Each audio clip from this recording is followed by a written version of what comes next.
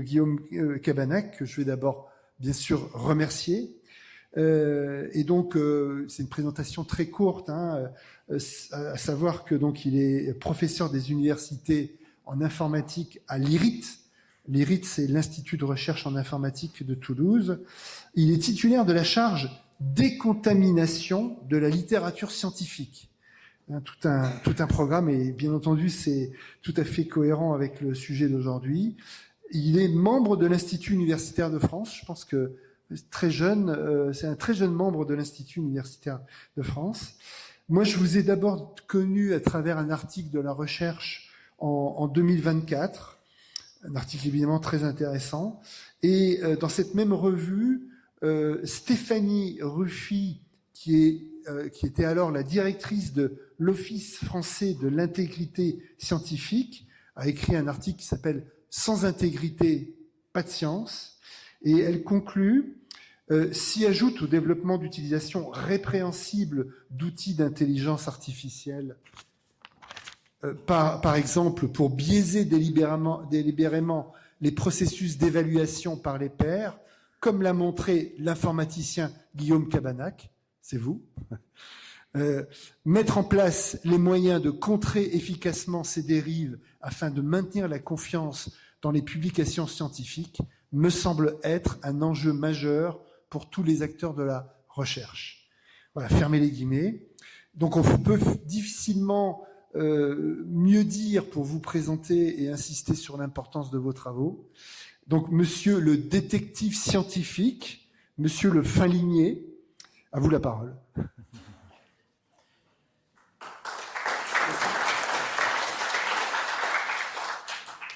Merci, Monsieur le Président. Je remercie également l'association du GREP de m'inviter aujourd'hui à m'adresser à vous, mesdames et messieurs. Merci pour votre présence. Je vais tenter de garder le sourire, car le sujet que je traite peut déprimer et vous déprimera forcément. Parce que je vais parler de connaissances, de briques de connaissances, du mur des connaissances que les scientifiques, les chercheuses tentent d'ériger de la façon la plus robuste possible. Or, ce que l'on remarque dans les travaux que je mène, c'est qu'on a des murs avec des trous. Des trous dans le mur qui mettent en danger l'édifice. Et je vous propose, dans les 45 minutes qui suivent, de m'accompagner dans les catacombes de la science, dans les égouts parfois, car il y a des productions scientifiques qui sont publiées, mais qui ne sont pas fiables et qui ne devraient pas être là du tout. Donc c'est un travail qui est soutenu par plusieurs institutions que je remercie ici, dont également un projet européen qui s'appelle Nanobubbles, qui vise à comprendre pourquoi et comment la science échoue à s'auto-corriger. Et là déjà, on a de la pensée magique. La science qui s'auto-corrigerait. Non, ce n'est pas le cas. La science ne s'auto-corrige pas. Il faut des acteurs pour que les erreurs soient détectées, qu'elles soient signalées et qu'elles soient enfin corrigées. Donc je vous parlerai à la fois des erreurs en science, des détecteurs, à la fois les machines et les humains, ceux qui se transforment en chasseurs de fraude, dont je fais partie. Le but étant de consolider ce mur des connaissances afin qu'il n'y ait plus ce genre de trous qui pourrait impacter la société. Donc, je vais commencer par un contexte global, celui de la massification et de la mondialisation, avec un nombre de chercheurs de par le monde qui était estimé à peu près 8 millions, mais qui est bien en deçà de la réalité de mon point de vue, puisque dans le même rapport de l'UNESCO, il y avait une estimation du nombre de publications à 1,27 million, en utilisant une certaine ressource, une certaine base de données bibliographiques, qui est le Web of Science. Mais lorsqu'on regarde dans des bases plus complètes, on trouve des chiffres qui sont plutôt autour de 6 millions d'articles produits par an. Toutes disciplines confondues, toutes langues confondues. Ça fait à peu près 20 000 par jour. Les scientifiques sont dans cette situation-là, submergés d'articles, et là, on parle d'une époque où l'IA générative n'existait pas encore. Et je vais vous montrer ce que l'on trouve désormais. Donc un déluge de publications, des investissements très forts de la part de certaines nations, la Chine, les USA, et vous avez l'Europe en tout petit ici, qui est zoomé là, en termes de pourcentage du PIB investi. Les courbes montrent le volume de publication des pays. Donc la Chine a dépassé les USA en volume de publication depuis au moins 2018. Ce à quoi les détracteurs aux USA indiquaient parfois « oui, mais la qualité des publications chinoises est bien inférieure ». Ce qui est faux. En tout cas, dans la plupart des domaines que je connais, les recherches de toutes les nations du monde entier, quand on prend le top, c'est le top. Après, certes, quand on regarde le moins bon, il y a parfois du moins bon acceptable, mais dans d'autres situations, c'est du moins bon qui est toxique pour le savoir. Et c'est ce que je vais montrer dans cette présentation. Dans le contexte, il faut savoir que la publication scientifique et l'industrie de l'édition scientifique, du publishing en anglais, est décrite comme un business avec des oligopoles. Vous avez la référence en bas du transparent. Vous avez quelques courbes également avec ici une prévision des marges et du marché que représente l'édition scientifique. Les marges sont décrites ici et dans ce documentaire Paywall, The Business of Scholarship, c'est très intéressant de se souvenir qu'Elsevier, par exemple, qui est une grande maison d'édition et aussi une grosse maison d'édition, qui peut s'apparenter dans l'industrie du luxe à du Dior, Chanel, Givenchy, ça c'est dans le luxe, dans le prêt-à-porter, dans la haute couture. Eh bien, nous autres les chercheurs, on a aussi une haute couture des maisons d'édition qui s'appelle Elsevier, Springer, Wiley. Vous avez ici leur petit logo et les parts de marché. Eh bien, ces maisons d'édition-là réalisent des marges qui sont importantes, comme on peut le voir ici.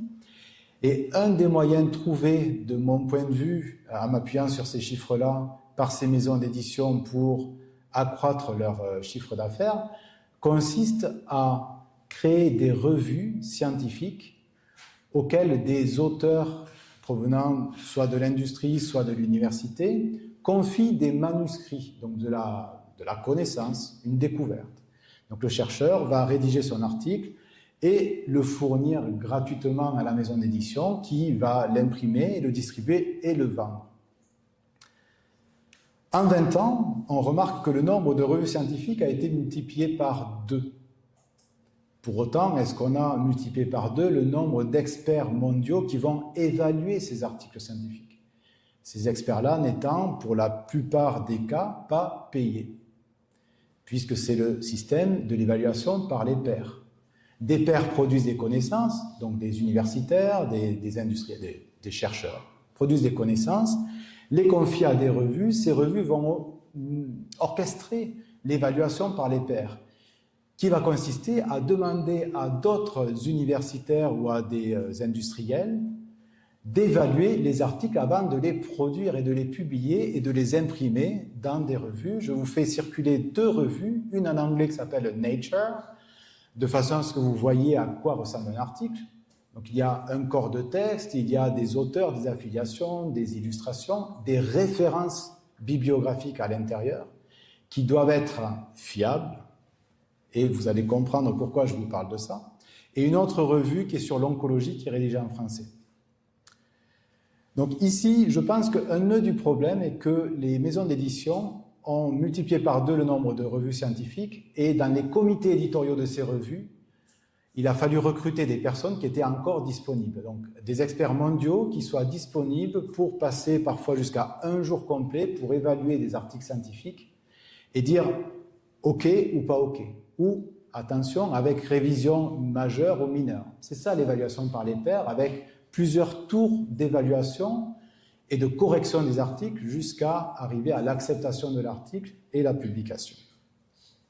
Donc retenez ce x2 ici, ce qui peut expliquer pourquoi dans certaines revues, les personnes qui évaluent les articles sont peut-être pas tout à fait les experts mondiaux puisqu'ils sont déjà saturés par les demandes d'évaluation.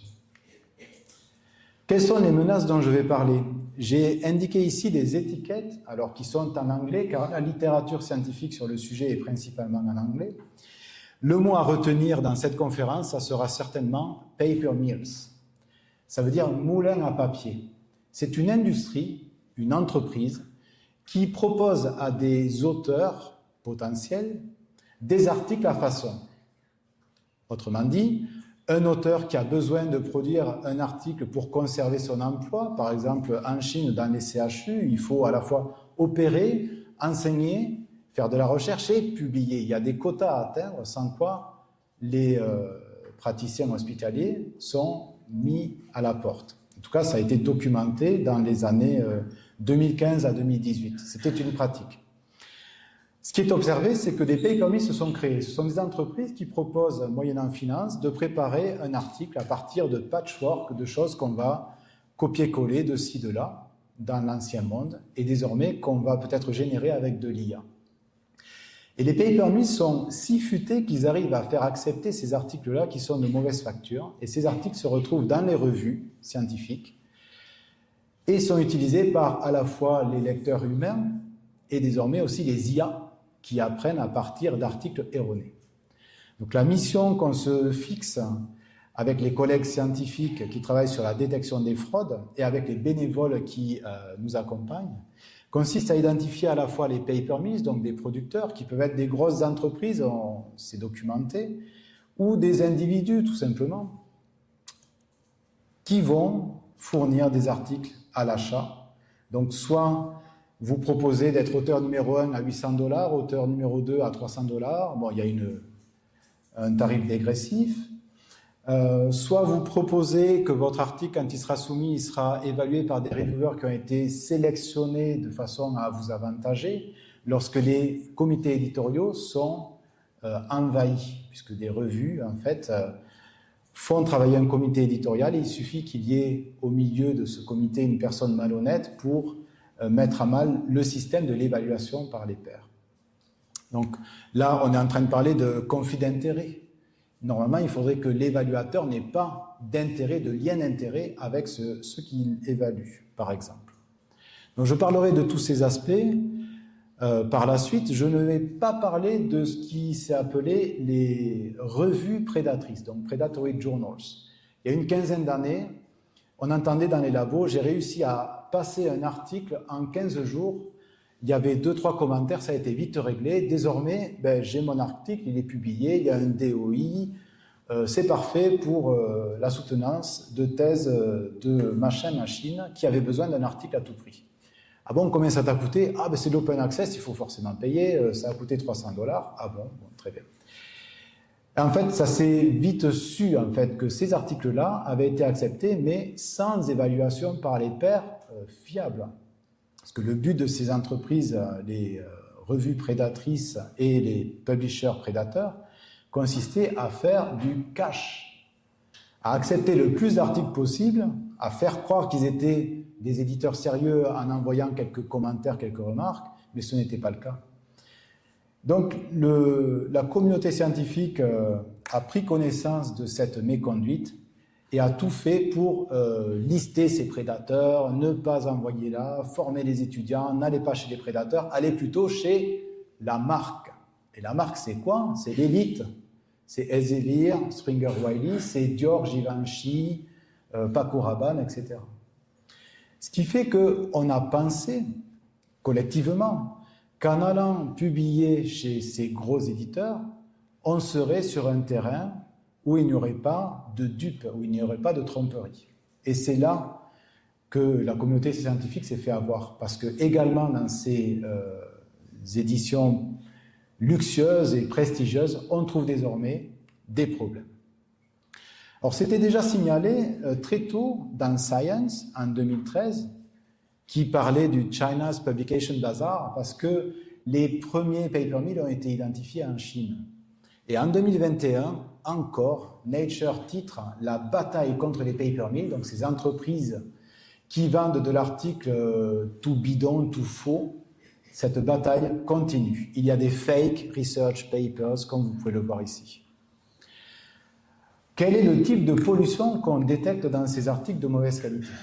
Et avant d'aller sur les types de pollution, je dois dire que la plupart des articles scientifiques publiés, quand je dis la plupart, c'est 99,999, et du meilleur calibre, a été évalué par les pairs, est fiable, Là, ici, on s'intéresse à une toute petite pointe de l'iceberg, moins de 1%, mais qui ne devrait pas exister. Tout comme vous allez dans votre supermarché, vous achetez une pizza, elle ne doit pas être frelatée, elle ne doit pas être toxique. La tolérance, elle est 0. Vous prenez un avion, il ne faut pas qu'il se crache. Vous prenez un transport en commun, il ne faut pas. Il y a tolérance 0. Et en science, ça devrait être le cas. Malheureusement, il y a un petit peu de problèmes, un petit peu en volume, mais qui peut avoir des conséquences graves lorsque ces articles qui ne sont pas fiables sont utilisés par d'autres articles et que l'erreur se propage. L'erreur ou la fraude, elle va être de plusieurs types. Ici, vous avez des mots.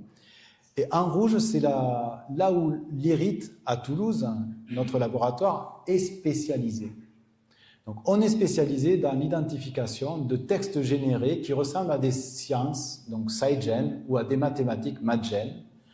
On est spécialisé dans l'identification de références qui sont insérées sournoisement de façon à accroître le nombre de citations des auteurs de façon superficielle. Pour ceux qui connaissent, le fait de faire gonfler son CV et son H-index en rajoutant des références vers soi-même dans des articles.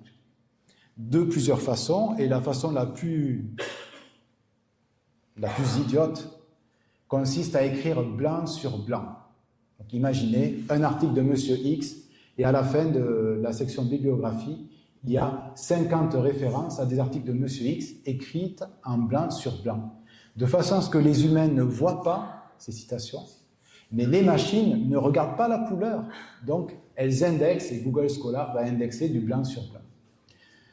Les scientifiques n'ont rien inventé. Quand je parle de ça à mes étudiants, ils me disent « Mais bien sûr, enfin, M. Cabanac, quand on envoie nos CV pour être recruté pour un poste de data scientist, si on n'a pas encore les compétences, on le met en blanc sur blanc. Comme ça, on passe le premier screening, la première étape de tri des CV qui arrivent par des machines. Et on dupe les machines.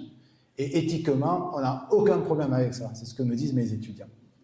Et donc, les scientifiques font parfois de l'insertion de références de ce type-là. Dans l'exposé, je vais vous parler de ce qui, en anglais, nous avons appelé ça les tortured phrases. Donc, en français, ça sera les expressions torturées, qui permettent de faire du plagiat sans être détecté par la patrouille étant les détecteurs de plagiat que les maisons d'édition mettent en œuvre pour éviter de publier des travaux de plagiaires. Alors, nous avons créé le Problematic Paper Screener, donc une espèce de radar à articles scientifiques.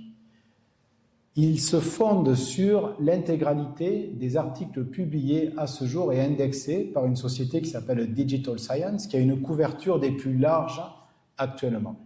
Donc, l'IRIT a un accord de coopération à titre gracieux, un no-cost agreement avec cette société Digital Science, qui nous permet d'utiliser leurs données, de bénéficier des contrats qu'ils lient avec les Elsevier, Springer, Wiley, et d'interroger cette ressource pour identifier plusieurs types de problèmes. Donc on a les articles qui sont carrément annulés, rétractés. Ils ont été publiés un jour et désormais le publisher nous dit « Surtout, ne lisez pas ça, ne citez pas ça, ça ne marche pas ». C'est comme si on vous disait « Ça c'est un avion, mais n'y monte pas ». Problème, c'est que ces articles, parfois, ils sont cités par d'autres parce que les rétractations arrivent tous les jours. Et peut-être que pendant 10 ans, l'article a été réputé fiable, mais que des enquêtes plus tard l'ont fait rétracter uniquement 10 ans plus tard. Donc il conviendra de suivre ces liens de citation pour se demander si les briques qu'il y a au-dessus dans notre mur des connaissances sont toujours fiables. Donc ça sera la métaphore du colosse au pied d'argile, donc en anglais feet of clay, dont je vous parlerai. Je vous parlerai aussi d'autres types de problèmes qu'on détecte, comme les expressions torturées, et les articles qui sont suspects, qui contiennent des traces d'IA génératives, par exemple. Ici, quelques chiffres au niveau des expressions torturées, ça fait 25 000 articles identifiés. Quand on regarde tous les problèmes qui ont été reconnus par les publishers, c'est l'équivalent du nul et non avenu en termes juridiques, on en a 138 000 articles qui circulent dans les labos, qui sont sur les disques durs et qui sont désormais rétractés et desquels il faut se méfier lorsqu'on écrit un article. Vous avez aussi ici une capture écran de PubPeer, qui est une ressource en ligne qui est gratuite et qui permet à quiconque d'émettre des commentaires à propos d'un article scientifique pour lancer une discussion ancrée sur cet article-là. Et ce que nous faisons avec des collègues qui utilisent cet outil Problematic Paper Scanner que je développe consiste à identifier les problèmes et à les signaler sur PubPeer de façon à ce que les publishers, les maisons d'édition, les prennent en compte, ces signalements, pour rétracter les articles, pour arriver à cette étape où maintenant c'est clair, il y a des erreurs, il y a parfois des fraudes dans les articles et on ne devrait pas y faire confiance. Nous formons un collectif, alors les journalistes anglo-saxons appellent ça des science sleuths. Sleuth, c'est le limier, le chien qui va suivre la trace, etc. En français, c'est plutôt la métaphore du chasseur de fraude qui a été employée notamment par Le Monde, qui a traité de ces cas-là.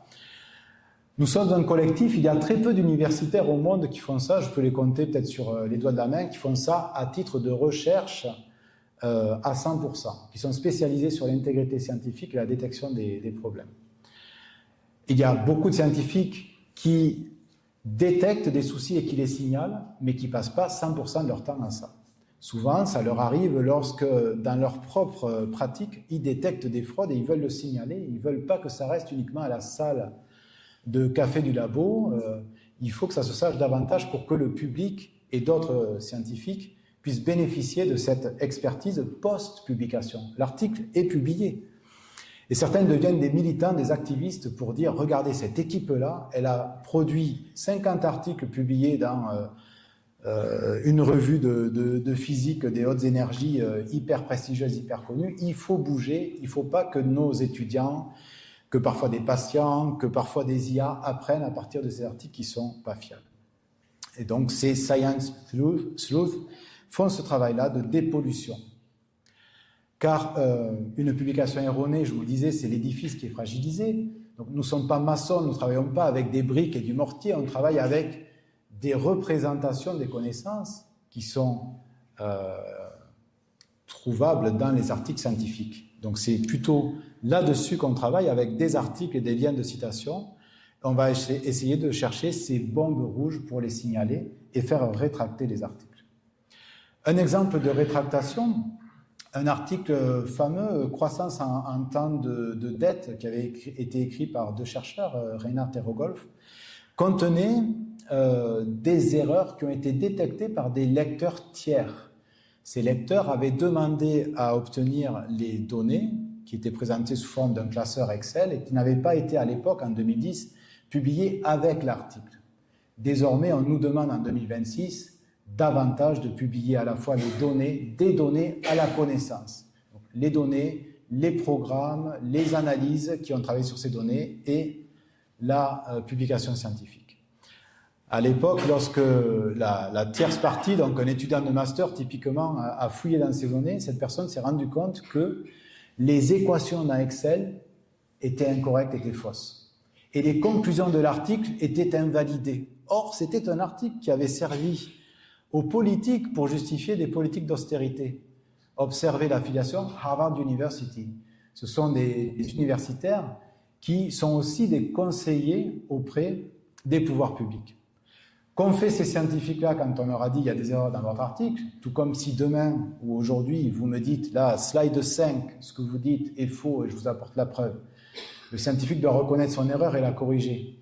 C'est ce qu'ont fait les scientifiques Reinhard et Rogolf en publiant des errata. Donc ces erratums au pluriel, il y a des problèmes, on le signale.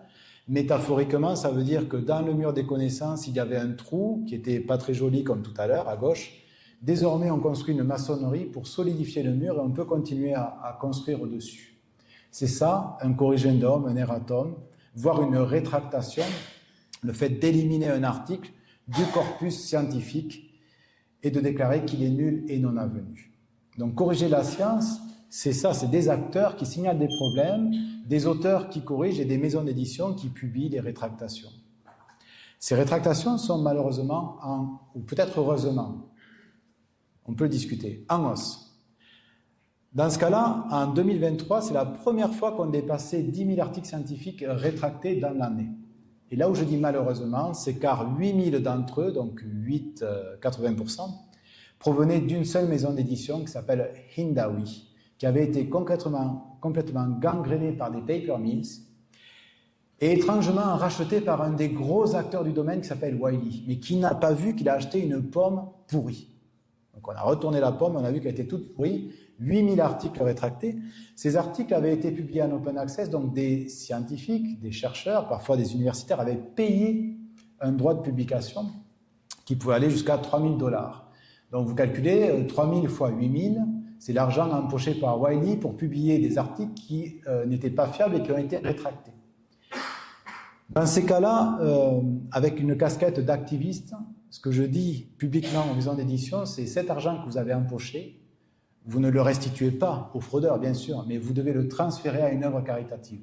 Vous ne pouvez pas garder de l'argent issu des chercheurs qui ont payé des droits de publication pour un article qui était de mauvaise qualité. Donc vous verrez que je vous parlerai de cet activisme, en fait, le fait de signaler les problèmes, d'insister et de faire rétracter. Ça passe aussi par là, le dialogue avec les maisons d'édition. Lorsqu'on regarde l'évolution du nombre de rétractations au niveau mondial, un travail qu'on a réalisé avec des géographes, on se rend compte qu'il y a une partie de la carte qui est colorée en rouge fort. Ça veut dire qu'il y a il y a une grosse progression en termes de pourcentage d'articles rétractés. Alors attention sur l'interprétation de la carte. Ici, là, c'est une recherche de 2023. Si je la fais aujourd'hui, là, vous allez avoir un point rouge en France, rouge, rouge, rouge, ou à Marseille. Voilà, parce qu'il y a eu énormément de rétractations à l'IHU Marseille. Ici, on a du rouge, pourquoi? Peut-être parce que c'est des pays qui se sont mis à investir massivement, on l'a vu dans la recherche scientifique, avec une production en hausse, et peut-être aussi des aspects culturels, où l'erreur peut être tolérée parfois, sur des temps un peu longs, je parlais de l'IHU Marseille, ou pas du tout dans d'autres cultures, où l'erreur est signalée immédiatement, et il y a peut-être une action plus rapide, ce qui peut être le cas dans certains pays, d'Asie en particulier. En tout cas, pour ne pas arriver à ce constat où on doit rétracter massivement, Robert Merton, qui est un sociologue des sciences, avait pensé à un serment des scientifiques, puisqu'il observait la science nazie dans les années 40 se développer en Europe et disait « je ne veux pas que ça soit appelé science ». Ce ne sont pas des scientifiques, ils essaient d'exterminer des populations entières. Pourquoi ? Et comment faire pour donner des normes à la science, des fondamentaux? Que doit-on suivre quand on est scientifique pour éviter ces déviances? Ce qui était appelé dans les années 40, dans cet article fameux de Merton sur la science et la démocratie, il avait appelé ça dans les années 40 communisme, le communisme. Dans la réédition des années 70, après le macartisme, ça a été changé en communalisme, mais l'idée c'est que, en tant que scientifique, on doit mettre en commun. Et le secret est l'opposé de cette norme. Le secret, c'est l'artisanat, c'est savoir faire une chocolatine qui est bien meilleure que toutes les autres, et on garde la recette. Ce n'est pas le cas des scientifiques. Les scientifiques arrivent à dépasser l'état de l'art, à proposer des solutions meilleures que ce qui était connu jusqu'à présent, mais doivent le publier dans des publications qui permettent de rendre publique l'information. En deux, c'est l'universalisme. Il faut étudier les contributions en sciences à l'aune de ce qui est raconté dans l'article et pas à l'aune, par exemple, de l'affiliation. Vous avez vu, Harvard University commet aussi des erreurs. Les piliers 3 et 4 sont attaqués actuellement par les fraudeurs. Et c'est cela qu'on essaie de défendre dans ce travail. Le pilier 3, c'est qu'en tant qu'informaticien chercheur tout court, le désintéressement devrait me guider. C'est avant tout pour faire progresser les savoirs et être utile à la société qu'on fait de la recherche scientifique. Pas pour passer du grade A au grade B et regarder son petit nombril et être autocentré. Or, les fraudeurs, qu'est-ce qu'ils font? Ils fabriquent de la fausse science pour gonfler leur CV et être promus. Donc, ils attaquent cette norme. Et en 4, c'est le scepticisme organisé, qui désormais s'appelle plutôt évaluation par les pairs. Cette norme-là est attaquée puisque, au sein des revues scientifiques, comme je vous l'ai expliqué, ici, la revue scientifique et le comité éditorial, en fait, sur ce chemin-là, il n'y a pas des scientifiques parfois qui essaient de trouver les problèmes dans les articles et avoir une réflexion critique sur ce qui est soumis, mais il y a des gens qui peuvent être complaisants, voire qui sont achetés pour accepter tout ce qui va arriver. Et c'est là qu'on a un effondrement finalement de la confiance qu'on peut avoir dans certaines revues qui ont publié des articles qui sont massivement rétractés. Donc le 3 et le 4 sont à défendre. C'est ce qu'on tente de faire quand on identifie dans des articles des erreurs. Donc le premier type d'erreur que je veux partager avec vous, c'est les expressions torturées. Imaginez un texte qui dit, et qui est publié dans les meilleures maisons d'édition, qui dit « La voiture autonome trouvera son chemin dans la ville brillante », au lieu de « smart city » en anglais, grâce à la conscience contrefaite. Et ça continue comme ça pendant des paragraphes et des paragraphes. Ça peut parler de rapport signal sur clameur, au lieu de rapport signal sur bruit, qui est un concept en physique. Signal sur bruit, ça n'a jamais été rapport signal sur clameur. Qui peut parler de nucléique corrosive au lieu de nucléique acide, avec des techniques fondées sur le bayésien crédule au lieu du bayésien naïf, qui est une technique qui existe et qui est dans tous les manuels de sciences. Et enfin, dans des publications médicales, vous allez trouver du lactose bigotry, donc de la bigoterie du lactose au lieu de l'intolérance au lactose, ou le système immunitaire qui est présenté comme un cadre invulnérable. Ne me croyez pas sur parole, allez sur Google Scholar, moteur de recherche quelconque, et mettez entre guillemets les expressions qui sont ici comme le péril de la poitrine au lieu du cancer du sein. Vous allez voir qu'il y a des publications qui sont parues et qui sont vendues avec ces termes-là. Ce qui traduit un copier paraphrasé avec des synonymes collés pour berner la détection des détecteurs de plagiat et s'approprier, soit en tant que fraudeur, des textes produits par d'autres et publiés par d'autres et faire croire qu'on a réalisé ces recherches-là, on a écrit nous-mêmes le texte, ce qui est mauvais. Eh bien, à Toulouse, et avec des collègues, un de Grenoble et un autre de Russie, on a été les premiers à identifier ces phrases-là dans la haute couture de la science. C'est comme si sur la chaîne de production du parfum Dior, je trouvais tous les 10 000 parfums, il y en a 3 qui contiennent des ingrédients toxiques pour la peau. Parce que ça, c'est toxique pour la peau. Si les auteurs ont commis ce genre de fraude, que penser des expériences? Y a-t-il vraiment eu cette cohorte de femmes enceintes dans l'essai clinique ou pas? Quand les auteurs en viennent à appeler ça du lactose bigotry, on ne peut qu'en douter. Et le travail que nous faisons avec les collègues chasseurs de fraude consiste à documenter les fraudes. Par exemple, la tumeur de l'esprit n'existe pas, c'est la tumeur du cerveau. Dès que je vois un article avec tumeur de l'esprit, ou mes collègues, on le poste sur PubPeer pour le signaler d'abord au grand public et aussi aux maisons d'édition qui observent ce qui est signalé sur PubPeer pour enquêter et éventuellement rétracter. Donc le glucose bigotry, où ici, au lieu de la valeur d'ondelette moyenne, on a mean, qui est un concept en statistique, la moyenne, qui a un synonyme, on peut dire, d'une personne qu'elle est soit mean ou soit cruel, qu'elle est cruelle ou méchante. Mais en tout cas, en statistique, la moyenne n'est jamais remplaçable par la cruauté. Et pourtant, c'est ce qui est écrit ici. Donc, des scientifiques ne feraient jamais cette erreur-là. Ce qui traduit ici l'utilisation d'un outil qui a paraphrasé avec des synonymes. Et parfois même, les auteurs laissent passer des choses comme ça, une abréviation BP, et quand on déroule backspread, non, c'est backpropagation normalement. Donc ça n'a pas de sens de trouver ça dans des articles. Et ce sont les indices qui nous permettent d'identifier les problèmes. Ces problèmes, on les trouve dans le Problematic Paper Screener, listés dans un classement. Vous avez entendu parler certainement de certains classements, de Shanghai, du Times Higher Education. Les pouvoirs publics, les dirigeants de l'ESR raffolent de classements. Eh bien, nous avons aussi un classement ici qui met à l'honneur les grosses maisons d'édition qui sont ciblées par les fraudeurs, qui arrivent à faire passer des articles chez Elsevier, Springer, Wiley. Ces articles contenant parfois des expressions torturées comme l'infection de Parkinson au lieu de la maladie de Parkinson, ce qui n'a pas de sens du tout. Malheureusement, ces articles sont publiés et aussi très cités. Alors pourquoi? Car les paper mills, ces entreprises malveillantes, vous vendront à vous, les fraudeurs, des articles, mais aussi auront leur petit carnet avec les clients. Et on peut proposer un deuxième service aux clients qui consiste à dire « Je peux te fournir des articles, mais je peux te fournir aussi des citations pour faire croire à tout le monde que ton article qui est bidon, il est très cité parce qu'il est hyper utile à la société. Il y a plein de chercheurs qui se sont inspirés de toi. Les paper mills fournissent ces deux services-là qui corrompent la science à tel point que parfois, quand on cherche de l'expertise sur Google Scholar, on tape quelques mots-clés pour identifier des auteurs, on va trouver des gens qui sont très productifs, jusqu'à un article par jour, excusez du peu, et très cités. Un article de chimie cité 400 fois en 6 mois. Ça peut être le prochain prix Nobel, mais bien souvent, quand on rentre dans l'article, on voit que c'est, au contraire, quelque chose qui n'a pas de sens.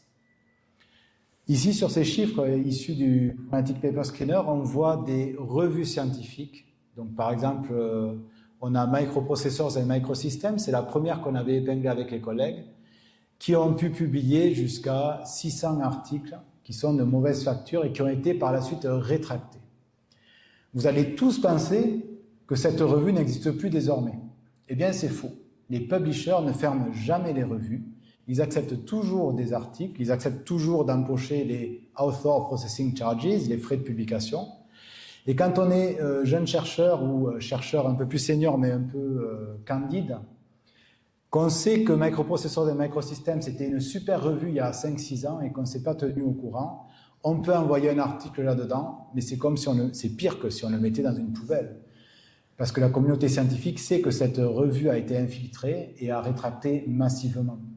Donc certains jeunes chercheurs peuvent se faire griller complètement s'ils ne font pas preuve de jugeote et d'esprit critique et aussi de veille scientifique sur quelles sont les revues qui ont été ciblées par les acteurs malveillants ou pas. Donc c'est important de se documenter, en particulier sur le Chromatic Paper Screener ou sur une ressource qui s'appelle le Retraction Watch, qui est animé par des journalistes scientifiques qui documentent tous les jours des cas de fraude, des cas d'erreur en sciences, et qui, par exemple, a titré qu'une revue a rétracté 1500 articles de sa revue. C'est comme si le Monde retirait de même 1500 articles que vous auriez pu lire.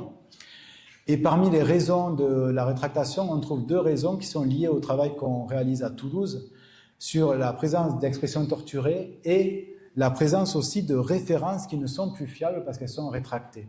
C'est ce qui est indiqué ici. Pensez-vous que Journal of Intelligent and Fuzzy Systems soit une revue qui désormais est fermée? Non, elle existe encore. Ici, pensez-vous que Chemosphere, qui est une revue en chimie, publie des articles avec nucléique corrosive au lieu de nucléique acide ou weighty metals au lieu de heavy metals, donc les métaux lourds?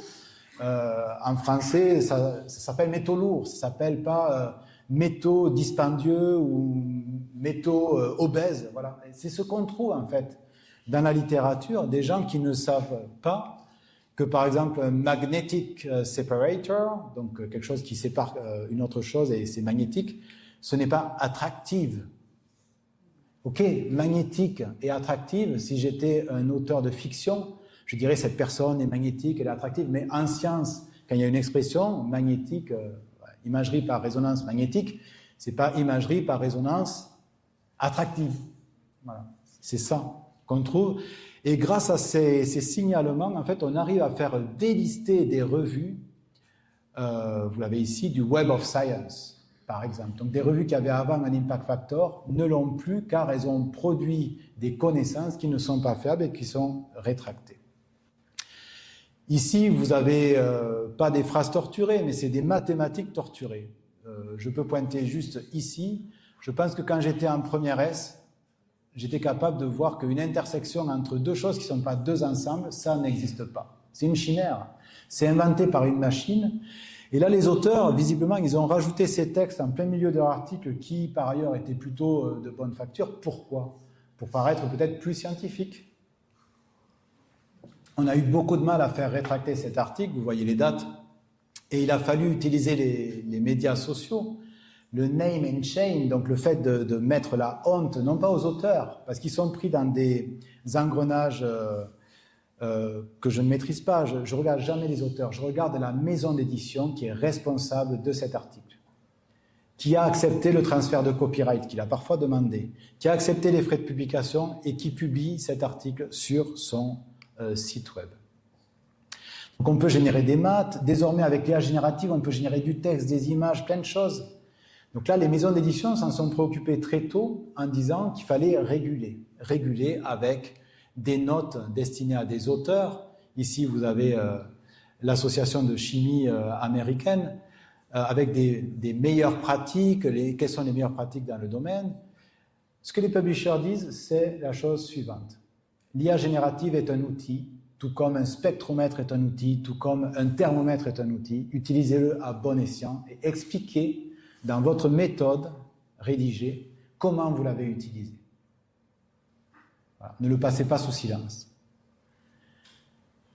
En France, dans mon laboratoire, qui est un laboratoire sensible, on a reçu un mail en 2024 qui nous dit « Attention, il y a des risques pour le potentiel scientifique et technique du laboratoire. » Ici, le fonctionnaire qui est directeur de la sûreté et sécurité défense du CNRS nous indique qu'il ne faut pas donner à une IA qui n'est pas souveraine, qui agit depuis l'étranger, des textes, des réflexions, parfois des articles qu'on reçoit pour les évaluer nous-mêmes. Il ne faut pas transmettre ces éléments à des tiers. Il faut utiliser de l'IA qui est souveraine et qui est fournie par le CNRS en l'occurrence. Et là, ça c'est une lutte au quotidien avec les personnels de laboratoire pour leur faire comprendre que tout ce qu'on fournit, par exemple à ChatGPT, ça sera la propriété d'OpenAI. Et lorsqu'on travaille sur un domaine compétitif où l'originalité est clé, la recherche scientifique, on ne peut pas se permettre de fournir à des acteurs, a fortiori à l'étranger, la production scientifique de la France. Alors pourtant, ce qu'on trouve, c'est des marqueurs d'IA générative dans des articles acceptés et publiés. Ici, on a MDPI, donc MDPI Toxins, une revue sur les toxines, que je ne lis pas d'habitude, mais là, j'ai cherché un mot-clé, une expression qui s'appelle Regenerate Response, régénérer la réponse. Pourquoi? Parce que j'avais l'intuition que ce bouton Regenerate Response de ChatGPT, eh ben, quand on est mauvais, on va copier ce que ChatGPT nous donne, et puis toute la page, on va vite, copier-coller, y compris le bouton de l'interface. Donc on trouve dans des articles le bouton Regenerate Response qui est présenté comme un titre de section. Et ce qui est fou, c'est que dans la revue Toxins, on a des co-authorships de 5, 6, 7 collègues qui, normalement, ont vu le manuscrit, puis ce manuscrit a été envoyé à un éditeur en chef, qui a dû le lire peut-être, à des reviewers, donc des évaluateurs, et aussi, in fine, au public de Toxins, qui n'a pas trouvé. Qui a trouvé? C'est un informaticien à Toulouse, qui n'a rien à voir avec les toxines. Ou alors on trouve aussi, en tant que modèle de langue d'IA, je ne peux pas prédire le futur, dans un article publié. Donc si vous êtes dans ce rôle d'évaluation d'articles, ce qui arrive tout le temps pour des chercheurs en poste, remarquez les ruptures de style et détecter des références hallucinées, je vais en parler un peu plus, puisque la machine va vous proposer des références mais qui n'existent pas. Détectez les erreurs de type noter qu'en tant que modèle d'IA, je ne peux pas produire un tableau et il y a un tableau dessous, c'est bizarre. Alors donc postez sur Puppeteer vos signalements et plus tard, peut-être que d'autres auteurs et d'autres collègues vont rentrer dans les mathématiques, dans les graphiques pour identifier d'autres types d'erreurs comme ici, je l'ai fait sur cet article qui avait été publié par Elsevier. Les références hallucinées sont un fléau aujourd'hui. Sur Puppeteer, tous les jours, je vois au moins 15 signalements d'articles qui contiennent des références qui n'existent pas. Springer a même publié un ouvrage complet sur l'éthique de l'IA générative et dedans, j'ai trouvé 2 articles qui contenaient des références qui n'existent pas et qui étaient probablement générées par de l'IA générative. Le Times a titré sur cette rétractation de cet ouvrage complet.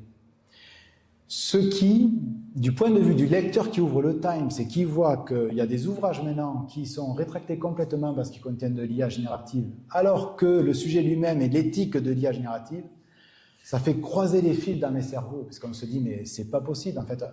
En qui croire désormais? Si on ne peut plus croire en la science, vers quoi je vais me tourner? Un dogme peut-être?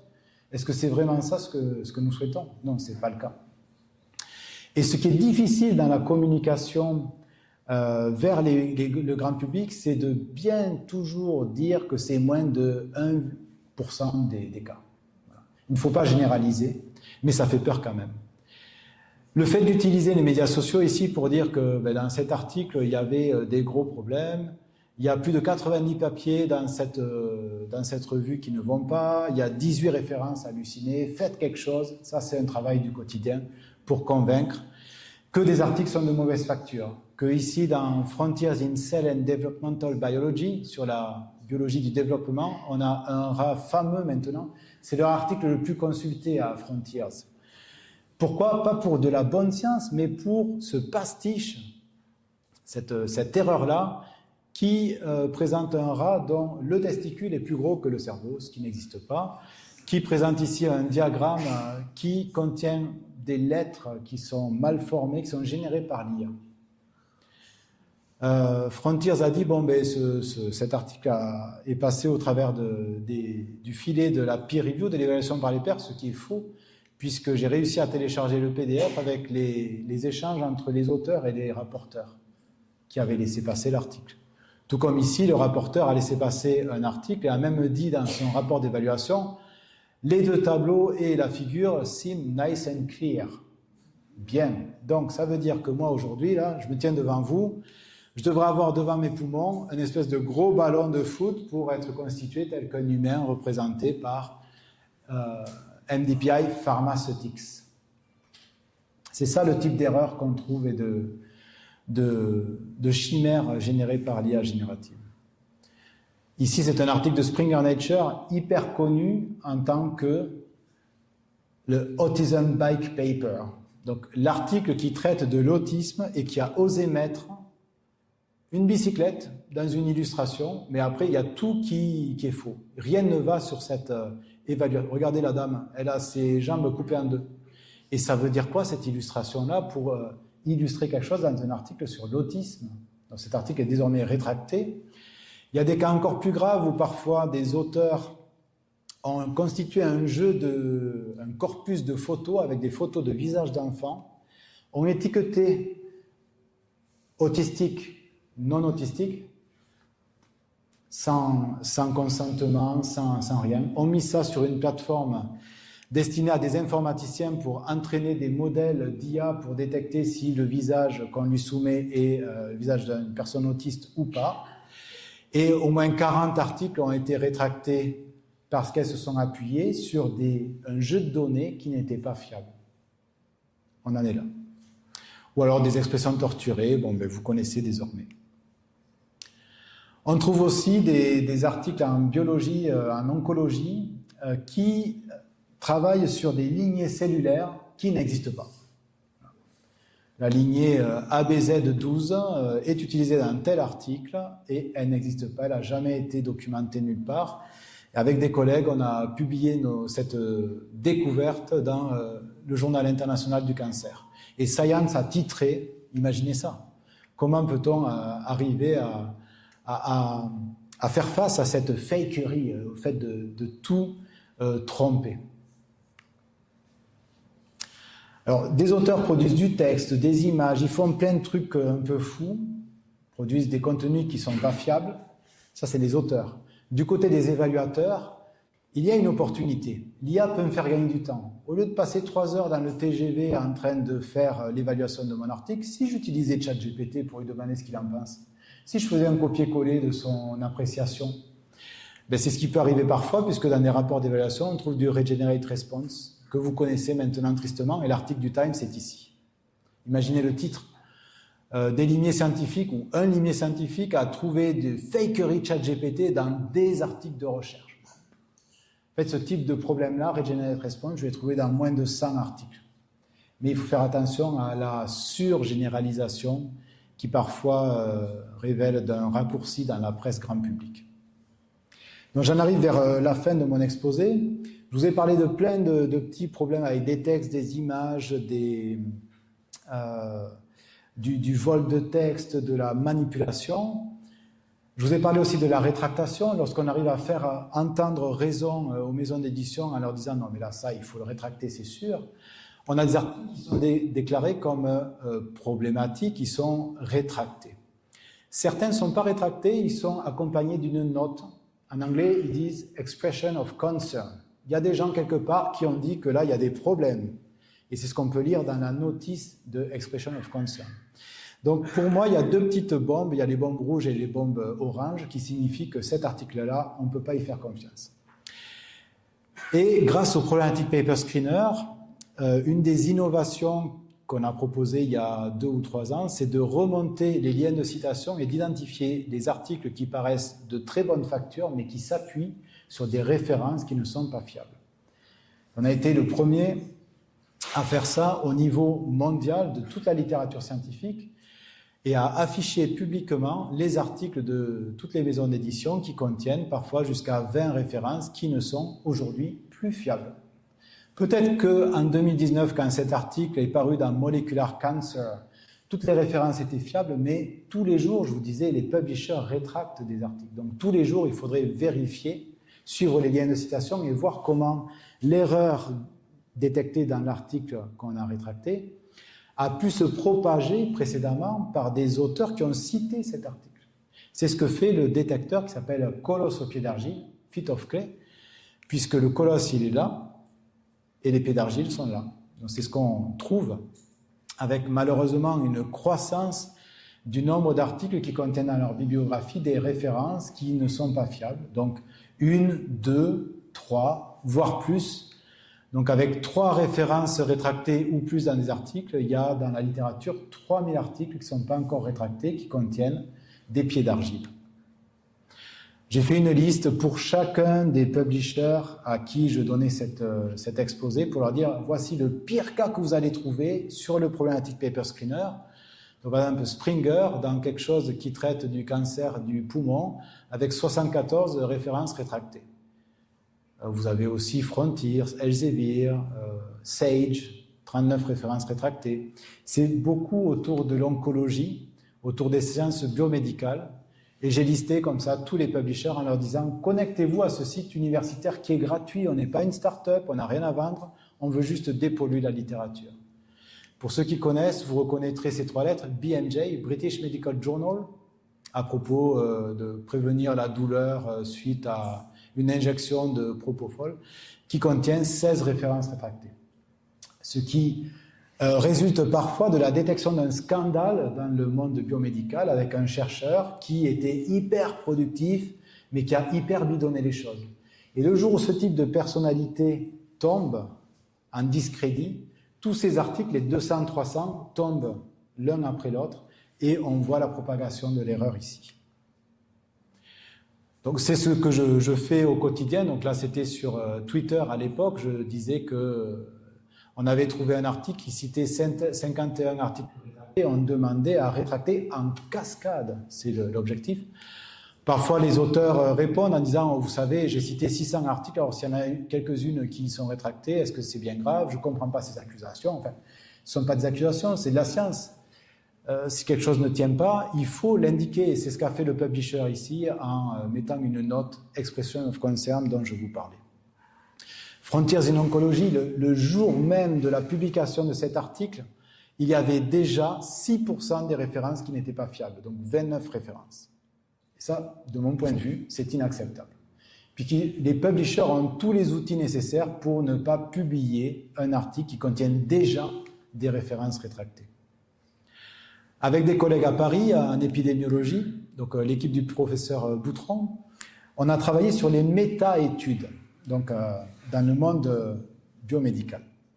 Donc, une méta-étude publiée il y a 5 ans contenait une synthèse du savoir connu sur le traitement de telle maladie qui s'appuie sur 45 références. Okay. L'article est publié, il est comme ça. Plus tard, il y a des pratiques cliniques qui vont se développer en s'appuyant sur cette connaissance-là. Que se passe-t-il lorsqu'on revient sur les 45 références, qu'on élimine celles qui sont rétractées et qu'on recalcule à quel point la balance bénéfice-risque penche vers le côté bénéfice pour le traitement? Eh bien, avec des collègues, on a trouvé qu'il y a des cas, je ne vais pas rentrer dans le détail, mais qu'il y a des cas de méta-études qui, une fois réévalués à l'aune de la connaissance des rétractations, ne disent plus A, mais disent B. Ne disent plus prenez tel médicament, mais disent non, on n'a pas assez confiance pour suggérer ce médicament-là. On l'a publié dans un JAMA Internal Medicine, donc le groupe JAMA qui est connu des praticiens de cette discipline. Et cet article a été adjoint d'un éditorial qui explique que du point de vue du publisher, c'est essentiel d'aller vérifier les rétractations et que désormais ils le font. Ils ont même demandé à 2 articles de corriger les méta-études qui avaient été publiées précédemment, ce qui est ce qu'on cherche à faire, donc à dépolluer la littérature scientifique. Donc ici, je vous ai parlé de la fraude avec la falsification, le plagiat, la fabrication, l'effet domino du colosse au pied d'argile, la rétractation, tous ces termes-là, on les a couverts avec un titre, ce qu'on appelle le post-publication peer review, l'évaluation par les pairs après la publication. Donc il y a avant, bien connu de tous les scientifiques, mais après, le document continue à vivre et on ne veut dans nos étagères de bibliothèques universitaires, dans nos disques durs, que des documents qui sont fiables. D'où l'importance de faire ce travail-là, qui est appuyé par l'Office français de l'intégrité scientifique, qui est un des départements de l'HCRS, le Haut Conseil à l'évaluation de la recherche scientifique en France, qui titrait dès 2021, et ce n'est pas anodin, en commençant l'article par fin avril dernier, les professeurs Didier Raoult et Éric Chabrière, qui titrait l'opportunité d'une discussion scientifique plus ouverte, en mentionnant PubPeer et en indiquant que c'était une affaire qui rendait visible de nouveaux enjeux majeurs en matière de bonnes pratiques scientifiques et qui encourage les acteurs, les auteurs, les chercheurs à commenter de façon post-publication et qui est perçu comme faisant partie des activités ordinaires du chercheur. Encouragement aussi de la part de la Fondation Einstein pour la promotion de la qualité de la recherche avec PubPeer et Elisabeth Bick, qui est une autre chasseuse de fraude, qui ont été lauréats du prix de la Fondation Einstein en 2024 avec un chèque de 200 000 € pour chacun pour développer les activités autour de l'intégrité scientifique. PubPeer est un site web qui permet d'obtenir les commentaires postés à propos de n'importe quel article. On peut également l'utiliser au sein de nos gestionnaires de références bibliographiques. Donc, on a une colonne qui se rajoute avec « Y a-t-il un commentaire PubPeer ou pas ?» ce qui est très utile quand on rédige nos articles pour ne pas citer ce qui est rétracté ou commenté négativement. On peut même rajouter dans notre navigateur, Firefox, Safari ou autre, un module qui se déclenche lorsque l'article qu'on est en train de lire contient des problèmes. Alors ici, c'est un article de MDPI Sensors dans lequel il y a 7 références qui sont commentées sur PubPeer. Si j'étais développeur de PubPeer, je mettrais le bandeau en haut en orange pour signifier davantage le problème que le vert qui est associé à « tout va bien ». Mais en tout cas, ce vert veut dire « attention, il y a peut-être des problèmes ici ». Alors, ce travail de chercheurs au sein de l'IRIT dépasse le monde universitaire académique puisqu'il y a un impact fort au niveau de la société via les maisons d'édition qui publient des articles.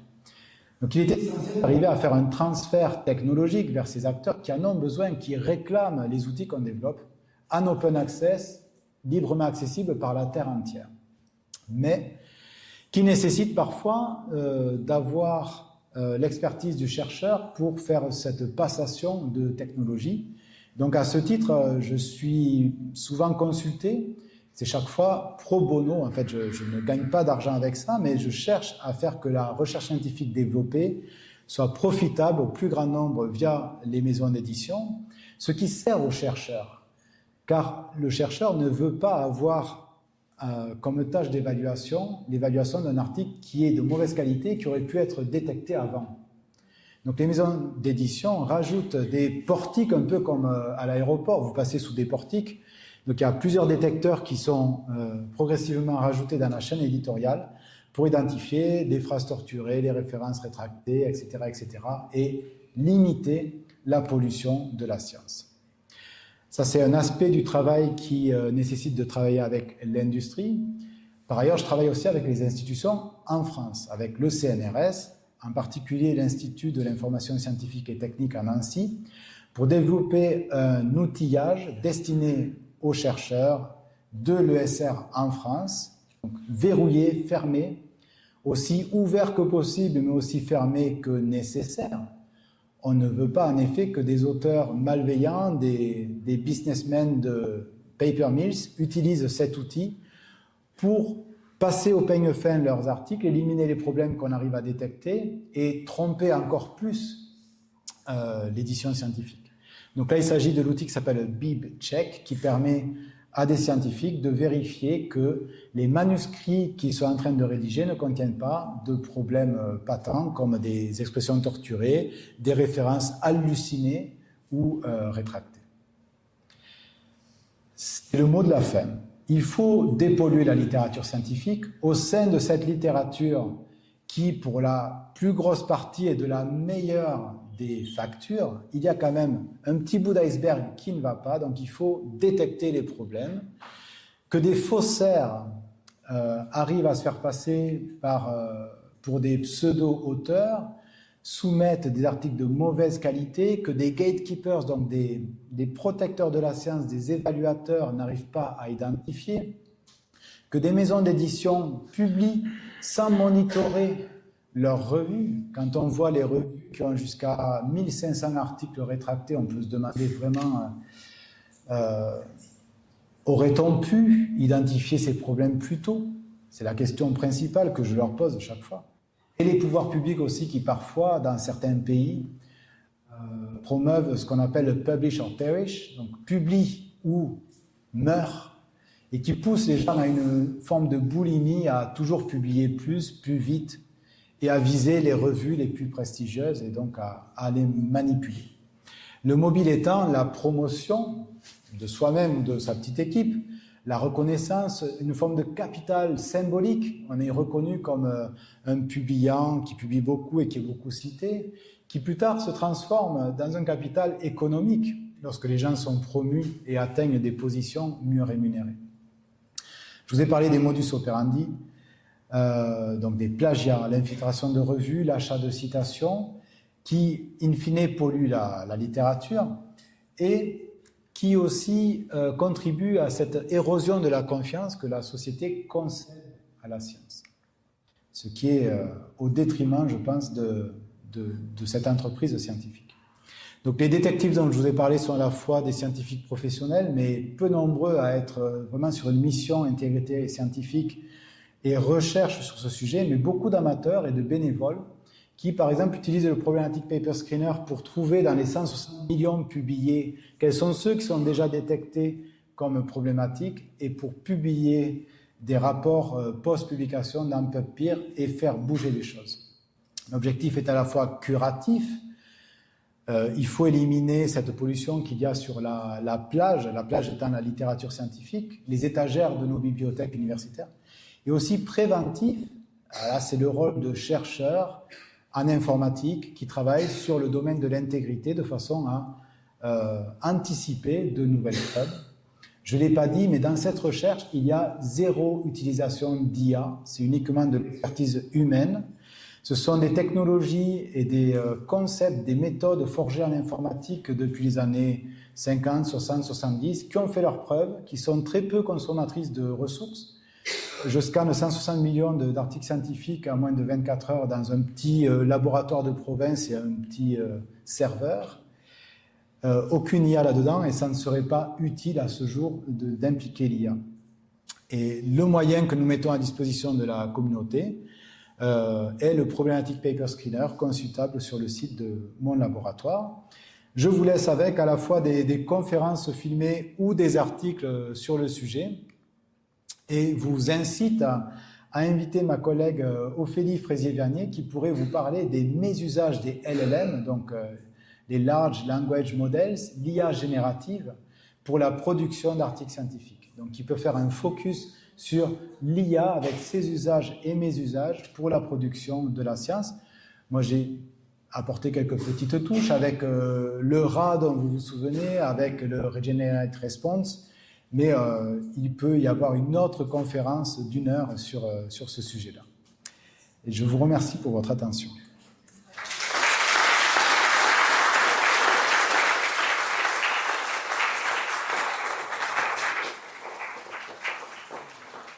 Merci beaucoup, j'en profite pour savoir si tout le monde a bien vu passer les revues et où se trouve-t-elle dans la salle. Voilà, surtout là, merci. Ah, bonjour, très bien. Voilà, c'est un moment où on va pouvoir échanger, discuter avec notre invité, prendre vos remarques et vos questions. Bonjour, monsieur. Bonjour, merci beaucoup. J'avais deux questions. Donc la première question, c'est sur les motivations. Est-ce que la question que je me pose, c'est est-ce que les motivations, c'est uniquement des doctorants qui sont en mal d'application et qui font quelque chose qui cherchent à obtenir rapidement une publication dans une revue prestigieuse, ou est-ce que c'est des choses plus organisées au niveau de labo, ou bien est-ce que aussi il y a des quand on parle de fake science, est-ce qu'il y a une volonté de faire de fausses publications avec des objectifs, c'est-à-dire par exemple de promouvoir un produit, de promouvoir une technique, de promouvoir un médicament, etc., ou de décrédibiliser aussi un autre médicament, etc. Est-ce qu'il y a des objectifs de ce type-là? C'est ma première question. Et la deuxième question, c'est sur l'utilisation de l'IA. Donc la génération de l'IA est capable de générer des articles. Vous avez dit qu'il est capable de générer des reviews. Donc on va avoir donc l'IA qui va générer des articles qui vont être reviews par des IA. On peut imaginer qu'ensuite que ça va être, on peut avoir des conférences qui sont devant des IA. Et puis voilà, la boucle est bouclée, il n'y a plus d'humain du tout. Donc quel est l'avenir de tout ça? Bien, merci pour cette question. Vous avez parlé des doctorantes et doctorants comme acteurs pour frauder. Ce que l'on voit au quotidien sur PubPeer, c'est que ce n'est pas uniquement les doctorants. Il peut y avoir des équipes entières qui régulièrement soumettent des articles de très mauvaise facture. Lorsqu'on trouve un filon, on va pouvoir l'exploiter. Donc il n'y a pas uniquement ce maillon-là de la chaîne qui est impacté. Est-ce pour sa propre promotion? Oui, c'est clair. On voit que les métriques augmentent, que les chercheurs qui pratiquent ces méconduites sont listés dans le Highly Cited Researchers, donc les quelques pourcents les plus cités au monde, qui sont délistés l'année d'après parce que c'est trop gros, en fait, ça se voit. C'était un nobody en science en 2015 et tout à coup, il est cité 15 000 fois par an. Ça n'arrive pas. Donc, il y a à la fois cette motivation-là. Il y a aussi peut-être, et là, je fais un peu caisse de résonance par rapport à mes collègues qui, parfois, indiquent qu'il se pourrait que dans certaines parties du monde, le fait de nuire à la science peut profiter à une alternative qui pourrait être un dogme. Et là, c'est une hypothèse que je ne peux pas vérifier. Je ne suis pas chercheur en sciences humaines, mais ça me titille, en fait, qui pourrait nuire à certaines maisons d'édition, nuire à certains domaines, ou à la science en tant qu'institution créatrice de savoir, et c'est assez inquiétant. Vous aviez une question sur l'IA qui va à la fois générer, évaluer et s'auto-entretenir. Des scientifiques à Stanford ont organisé cette année un colloque auquel on soumet des articles générés par IA, c'était la consigne, et on laisse les IA évaluer et on regarde ce qui se passe. Voilà, donc c'est déjà en cours, il y a des expériences en ce sens. D'autres expériences plus défensives de communautés scientifiques indiquent qu'on ne veut pas d'évaluateurs IA. C'est clairement dit aux évaluateurs qui acceptent d'évaluer, et pour autant, ces évaluateurs-là se sont fait avoir la main dans le sac, car les organisateurs de la conférence avaient semé des pièges en fait dans les articles à évaluer. Quand vous mettez cet article dans une machine, la machine va répondre d'une certaine façon, ce qui révèle que la machine a été utilisée. Donc on en est là, et ça fait un article de couverture dans Nature News qui commente l'évolution de ce domaine-là. En informatique en particulier, on a des conférences qui sont passées de 5000 soumissions à 30 000 en l'espace de 3 ans, avec dans les 30 000, 60% qui viennent de la Chine, par exemple. Et lorsque les articles sont observés d'un peu plus près, le nombre de références qui n'existent pas, qui sont hallucinées, est énorme. Voire quand on regarde le contenu scientifique, ça n'a pas de sens. Donc les conférences, en ce moment en particulier en informatique, sont confrontées à ce type de déviance, de boulimie en fait, puisqu'il devient très simple en un clic de bouton de générer un article, de mettre son nom et de l'envoyer. Là-bas, il y avait des questions.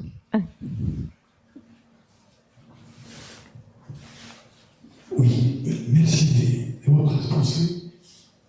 À vous écouter, on a l'impression que c'est le propre système d'évaluation qui a généré tout ce temps.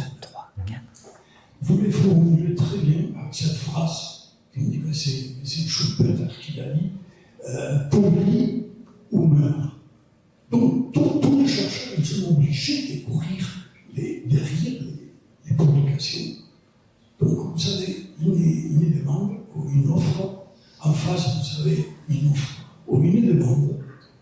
Et forcément, pour des lois économiques primaires, il apparaît un prix, il apparaît un succès d'année, il apparaît un flot. C'est une dynamique qui est déjà prévue depuis le début. Bon, alors, ma question, c'est la suivante. Parce que, d'après ce que vous présentez, si ces systèmes d'évaluation de la recherche continuent, vous avez des travails pour le reste de votre vie, et vos successeurs, ils travailleront toujours. Pour répondre à l'ontologie, c'est des travaux d'Hercule, sans fin. Donc, alors, ma question, c'est la suivante. Est-ce qu'il y aurait un autre moyen d'évaluer la recherche? Un autre moyen qui n'aime pas cette vis d'origine? Ouais. Merci. Merci pour la question. Donc la croissance en volume du nombre de publications par pays est quasiment attestée pour tous les pays du monde, pas pour la France. C'est ce que me disait encore hier un collègue qui travaille au ministère sur ces questions. Donc tous les pays, ou la plupart des pays, produisent plus. La France, non, c'est plutôt même en stagnation. Je peux vous parler de ce qui est fait au niveau du Conseil national des universités, en particulier en informatique. Bien sûr, on demande lors de l'évaluation des chercheurs à ce qu'ils fournissent leur CV in extenso avec toutes les publications, puisque c'est dans le texte réglementaire. Mais la section CNU qui évalue les collègues a rajouté une demande. Sélectionnez sur les 4 dernières années vos 5 publications que vous voulez mettre en avant. Rédigez une narration, vous expliquez ce que vous avez fait dans cet article, en quoi votre contribution a été déterminante, et les experts qui évalueront votre travail vont se concentrer sur ça. Pas sur les 125 en 4 ans, mais sur les 5 que vous avez sélectionnés méticuleusement. Ce qui permet de limiter cette envie de saucissonner pour avoir des articles qui sont moins bons, moins intéressants et qui auront moins d'effet, moins d'impact. Donc il y a cette forme-là d'évaluation, de guide pour l'évaluation, qui permet de se concentrer plus sur la qualité et moins sur la quantité. Donc on ne va pas évaluer une liste à la Prévert, égrener les beans, en anglais ils appellent ça bean counting. On regarde, on compte combien il y en a. Non. On demande aux experts, désormais, de rentrer davantage dans les travaux, de lire 1 ou 2 articles, alors qu'avant, ce n'était même pas possible, lorsqu'on regarde toute une longue liste. Donc ça, c'est ce qui est proposé au niveau de la France. Il y avait une question derrière, il faut que tu anticipes un tout petit peu, comme ça on garde le rythme, parce que j'ai repéré qu'il y avait beaucoup de questions. Donc il y a monsieur, pour reprendre l'ordre avec sa question, il y a monsieur ici, madame là-bas et madame ici ensuite. Je vais essayer d'être rapide. Première remarque, on n'a pas entendu sur les problématiques de faux articles concernant par exemple les pesticides, l'amiante, le tabac. Il y a eu plein d'articles qui ont créé des doutes par rapport à la nocivité de ces produits. Ça fait pour moi partie des fraudes, des problèmes sérieux. Tout à fait, je peux répondre. Donc, en tant qu'informaticien, puisque c'est ma discipline, mon objectif est de pouvoir automatiser un détecteur pour opérer une détection sur des articles et obtenir un résultat qui soit le plus fiable possible. Il y a des cas de fraude plus faciles à traiter que d'autres. Chercher des expressions torturées, c'est facile. Interpréter du texte pour trouver qu'il y a une fabrique de l'ignorance sur un domaine que je ne connais pas, qui est de haute technicité, c'est quelque chose que je ne sais pas faire et qu'une machine aurait des difficultés à le faire, autrement ça serait déjà monnaie courante. Donc là, c'est plutôt des experts qui, à dire d'experts, vont signaler, y compris sur papier, qu'on a pris cette mesure alors qu'il faudrait en prendre une autre, que les données sont visiblement bidonnées, mais à dire d'experts avec une expertise qu'une machine ne peut pas avoir. Autre question. Avez-vous identifié des pays qui ont tendance à plus frauder que d'autres? Y a-t-il des thèmes qui sont susceptibles d'être soumis à la fraude ou pas? Oui. Alors, soumis à la fraude, c'est trop général. Moi, je vais recentrer sur les fraudes que je détecte. On va séparer les sciences humaines et sociales et le reste, les sciences inhumaines et asociales, donc informatique, médecine, ingénierie. Avec les détecteurs qu'on met au point, on est uniquement là-dedans. Donc, dans ces domaines, la physique, l'informatique, la médecine, la biologie, on trouve des expressions torturées, on trouve de l'IA générative. Et quant au pays, il y avait un des transparents qui montrait que les expressions torturées étaient principalement la source d'auteurs affiliés en Inde et en Chine. Ce qui ne veut pas dire que j'en ai pas trouvé à Tarbes. J'en ai trouvé aussi à Tarbes. Mais la prévalence est beaucoup plus faible. Allez-y, monsieur. Allez-y. J'y vais. Merci pour cette présentation. J'ai appris le terme expression torturée grâce à vous. Je l'utilisais déjà sans le savoir parce que en lisant des articles, malheureusement, je tombe sur ce genre de choses qui me mettent immédiatement un voyant rouge. Alors, grand merci. J'avais deux choses éventuellement à vous soumettre. Une première, on a connu une grande étude qui est en fait une méta-étude qui s'appelle maintenant le Lancet Gate. Et personnellement, je voudrais qu'on sorte un petit peu de la science et pour dire ce Lancet Gate a été dévoilé en très peu de temps, une quinzaine de jours, alors que vous ramez des fois beaucoup plus longtemps. Et malgré tout, les décideurs politiques n'ont tenu aucun compte de la rétractation de cette étude en très peu de temps. On aurait pu s'attendre à ce que les effets néfastes, négatifs de ce Lancet Gate s'arrêtent dès la rétractation. Or, il y a eu, au contraire, on a entériné le mauvais côté. Donc ça, c'était ma première question. Et ma deuxième, elle est plus courte. Madame Bic a aussi des problèmes, on l'a accusée. Elle a des problèmes actuellement parce qu'elle a un peu détourné PubPeer pour favoriser ou défavoriser. Donc, on est peut-être là aussi dans une érosion des outils qu'on essaye de mettre en place pour aller vers le mieux. Voilà mes deux questions. Merci. Donc, le 1, c'est le Lancet Gate, donc un article qui a été publié durant le Covid dans la revue Lancet, qui est une des revues principales dans la littérature biomédicale et qui contenait des données tout simplement fabriquées, qui étaient un faux. Or, le prestige de cette revue rassurait. C'est là toute l'inquiétude. Lancet Gate, donc, ce qu'on peut dire sur ces articles qui sont rétractés, dans la littérature, on voit qu'ils continuent à être cités. C'est ce que vous indiquez. Donc, les scientifiques ne remarquent pas forcément les rétractations. Ben oui, forcément, j'ai téléchargé le PDF il y a 6 mois et il a été rétracté hier. Je continue à lire mon PDF, à le filer à mes étudiants. Ça, c'est une très mauvaise pratique. Il faut toujours revenir à la source sur le site de la maison d'édition pour vérifier s'il y a des expressions of concern ou des rétractations. Premier conseil. S'informer aussi sur PubPeer pour voir s'il y a des commentaires.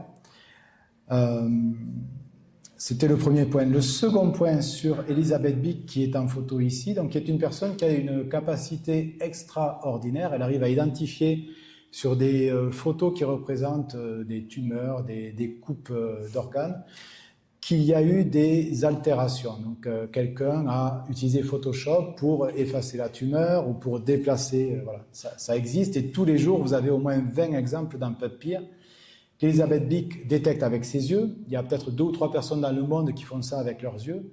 Il y a peut-être 3 ou 4 startups qui opérationnalisent cette capacité-là.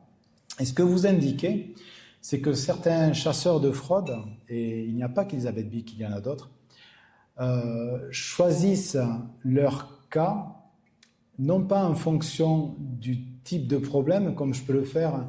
Je peux m'intéresser par exemple à glucose bigotry. Je me dis, tout ce qui contient glucose bigotry, je veux le flaguer et je voudrais faire reconnaître que ces articles n'ont pas de sens. Donc c'est l'entrée par le problème qui va concerner des centaines, des milliers d'auteurs. Il y a cette façon de faire, ou il y a une autre façon de faire qui consiste à dire, cet auteur-là, je vais passer tout en revue, tout ce qu'il a fait, tout ce qu'il a produit. Et c'est l'attitude d'Elisabeth Bick, c'est ça son modus operandi, qui fait que parfois, on voit une accumulation de signalements de fraude sur certains auteurs, tels que Didier Raoult, en l'occurrence. Voilà. Et je vous invite à consulter un article qui est paru dans Science, qui commentait le travail d'Elisabeth Bick, de Léonie Besançon, de Victor Garcia de l'Express, pour réévaluer l'intégralité de la bibliographie de Didier Raoult et arriver jusqu'aux rétractations, puisque désormais, au monde, parmi tous les scientifiques que le monde ait connus, il est numéro 12 en nombre d'articles rétractés. Je crois qu'il y a 48 de ces articles qui sont rétractés à ce jour. Et c'est une démarche beaucoup plus risquée de cibler les personnes, parce qu'il peut y avoir des tentatives d'intimidation dont elle a été l'objet. Allez-y, madame. Merci beaucoup pour tout ça, et merci beaucoup surtout sur votre fin. Vous utilisez des outils informatiques qui datent des années 50, programme, et vous n'êtes pas en train de manipuler et de vous faire manipuler de façon directe par l'IA. Je vais revenir sur le 1% que vous avez énoncé de façon un petit peu récurrente. Tout d'un coup, il est devenu 6% pour une certaine maison d'édition. Ouais. Quels sont les arguments que vous pouvez fournir là, ici, aujourd'hui? Parce que c'est instable, je suppose, ce chiffre. 1%.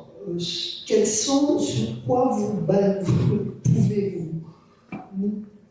avoir des certitudes pour dire que ce n'est que 1%? Parce que ça ne me paraît pas beaucoup, moi, 1%. Voilà. Merci. Merci, on va voir. Oui. Pas tous des scientifiques. D'accord.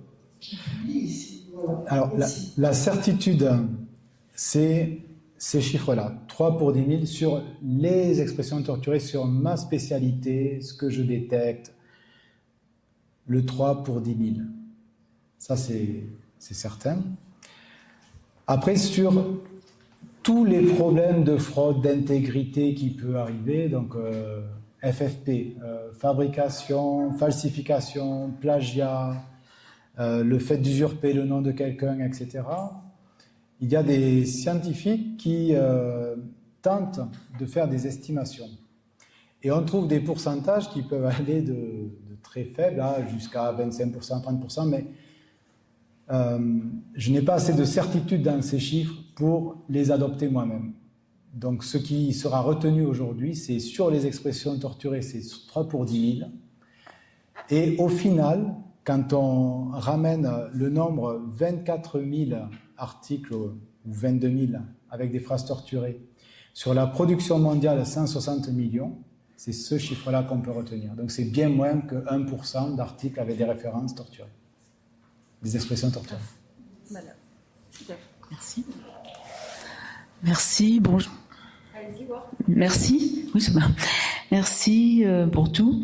Il me semble qu'au début de votre conférence, vous avez, en passant, évoqué une intelligence souveraine, une IA souveraine, qui serait une instance crédible. Est-ce que vous pouvez dire un peu plus ce que vous entendez par que pourrait être une IA souveraine?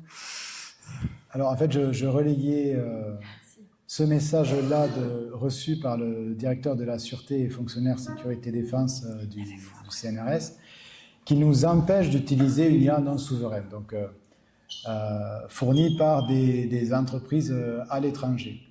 Et le CNRS, à l'opposé, propose une IA dite souveraine, c'est-à-dire hébergée sur des serveurs en France et contrôlée par le CNRS et qui ne laisse pas fuiter ce que les agents donnent à la machine en dehors de cette institution qui est le CNRS. Ça répond à votre question, madame, ou pas? Je vous semble... Dubitative. Oui, totalement. Oui, bien sûr. D'accord. Alors, en tout cas, si on s'abstrait de ces mots-là, quel est le risque? Le risque, c'est que de la recherche non publiée, originale, créée dans nos laboratoires. Je prends un exemple. Dans mon université, il y a un labo qui s'appelle le CIRIMAT qui travaille sur la résistance des bétons. C'est un labo ZRR, ça veut dire il est ultra sécurisé parce qu'il y a un enjeu de défense nationale. Si une puissance étrangère apprend à faire des bétons aussi puissants que nous, on ne va pas faire des bunkers qui résistent. Voilà. Et donc, on nous demande de ne pas faire fuiter nos découvertes ailleurs qu'au sein de ce qui est fabriqué dans l'enseignement supérieur recherche français. Ce que vous dites en sous-texte, et qu'il faut bien qu'on se mette dans nos esprits à tous, c'est que quand on utilise de l'IA générative étrangère, Anthropic, ChatGPT, c'est qu'on donne les données, qu'on rentre à l'intérieur. C'est bien ça, hein, du coup. Hein. Quelque part, elles peuvent être appropriées par les entreprises qui sont fabricantes de ces IA génératives. À partir du moment où vous écrivez quelque chose, donc qui proviendrait de votre esprit ou d'une industrie, on le remet. Voilà, c'est ça en sous-texte, hein, qu'il faut qu'on comprenne bien pour comprendre la démarche. C'est même, pour être plus précis, on parle de données, c'est un peu abstrait. Ce qu'on fournit, c'est le potentiel scientifique et technique. Quand on écoute les fonctionnaires sécurité défense qui viennent dans nos labos, ils nous disent le potentiel scientifique et technique, c'est quoi? C'est les jobs de demain en France, pour les étudiants qu'on forme. C'est la créativité de la France, c'est ces aspects-là qu'on veut protéger. Oui, moi j'ai une question sur l'impact et sur l'avenir. Il me semble qu'on a vu passer des diagrammes temporels qui montraient que l'importance de ces pratiques diminuait en 2024 ou en 2025. Donc ma question était là-dessus. Est-ce qu'on peut espérer qu'il y ait un impact? Lequel? D'accord. À nouveau, il s'agit d'une seule forme de méconduite, le fait de remplacer des mots par des synonymes qui n'ont pas de sens. Ce qui existait bien avant l'IA. Et les fraudeurs s'en sont emparés, l'ont utilisé, mais ils se font attraper, vous l'avez vu. Et même un lecteur humain, quand il lit, il se rend compte, et un collègue l'a dit, de la supercherie. Désormais, sur le marché, à coût zéro, on peut demander à une IA générative de produire du texte, et ce texte ne contient pas ces expressions torturées. Ce texte est de très bonne facture, il est parfois surfacique, il ne rentre pas dans les détails, mais il suffit à berner des évaluateurs. Donc, de façon tout à fait rationnelle, les fraudeurs utilisent désormais certainement davantage l'IA générative que des vieilles techniques de remplacer un mot par un synonyme et de risquer de se faire avoir. On ne détecte pas facilement, de façon certaine, l'IA générative. Je ne fais confiance à aucun outil, j'ai vu aucune étude qui me dit à coup sûr, ça c'est du texte généré. Et puis, de toute façon, si ça arrivait, la version 3, version 4 du produit ou les autres produits seraient différents, donc on n'y arriverait pas. Que fait-on pour identifier les textes générés par IA? On ne regarde pas le texte. On regarde les références, qui sont une forme de texte aussi, mais qu'on peut comparer à un catalogue en bibliothèque pour voir si la référence prétendue être celle-ci existe dans ce qui a été produit dans le corpus des connaissances mondiales. Et lorsque ça n'existe pas, on prouve, et là en anglais on appelle ça smoking gun, on est vraiment sur la scène de crime, il y a la fumée qui... Voilà.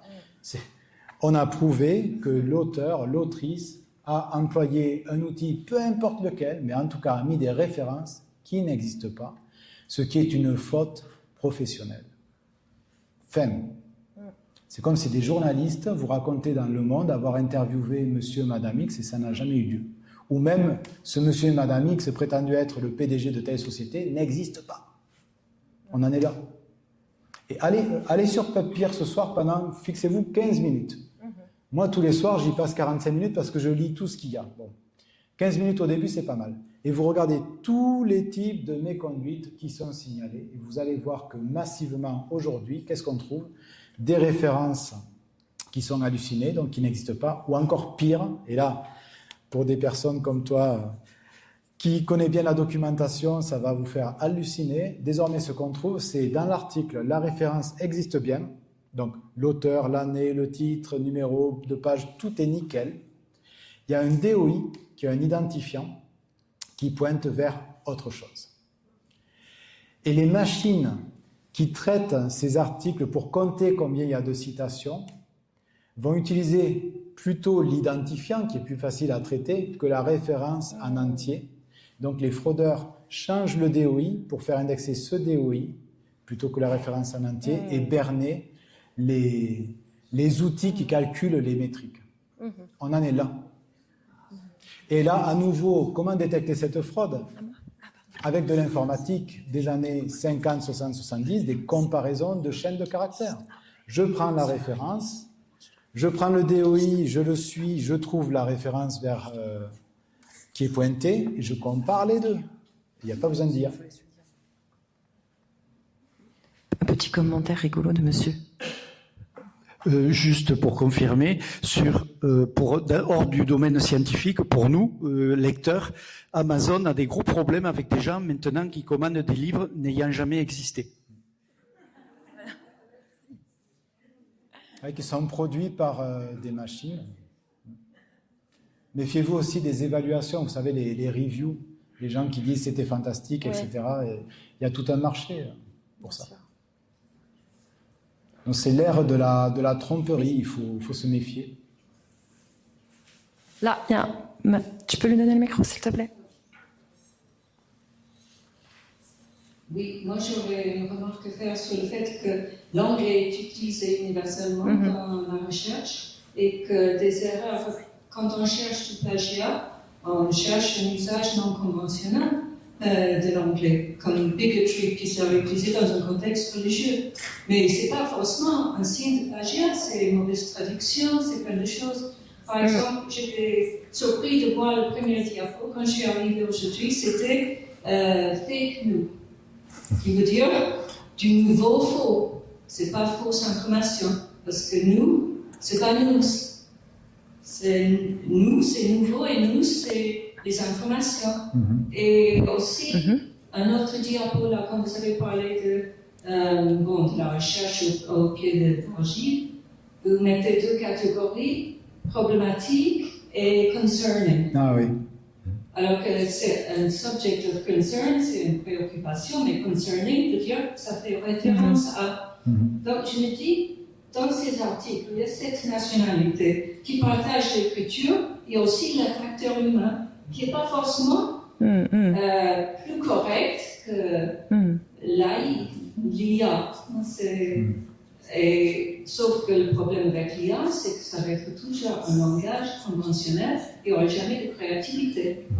Parce que, bon, on peut utiliser bigoterie dans un article scientifique, quelque part. C'est peut être une utilisation. Quelqu'un qui a une nouvelle idée va avoir besoin d'un autre langage pour l'expliquer, peut-être. Et l'IA ne va pas l'accepter. Oui, alors là, on touche à la question des conventions des termes, à la question de la linguistique et de la traduction. Merci beaucoup pour cette question qui me permet de préciser un point. Sur le problématique Paper Screener, on montre des articles qui contiennent des expressions torturées. On a un seuil qu'on a fixé de façon empirique à 5 ou plus pour signaler les articles qui contiennent des expressions torturées uniquement lorsqu'ils en contiennent au moins 5 ou plus. Parce qu'une seule, deux, parfois ça peut prêter à fausse interprétation. Je prends par exemple Deep Learning, l'apprentissage profond. Certains le paraphrasent en Profound Learning. Donc en informatique, Profound Learning n'existe pas, c'est Deep Learning, point. Mais en psychologie du développement chez l'enfant, on peut parler de Profound Learning.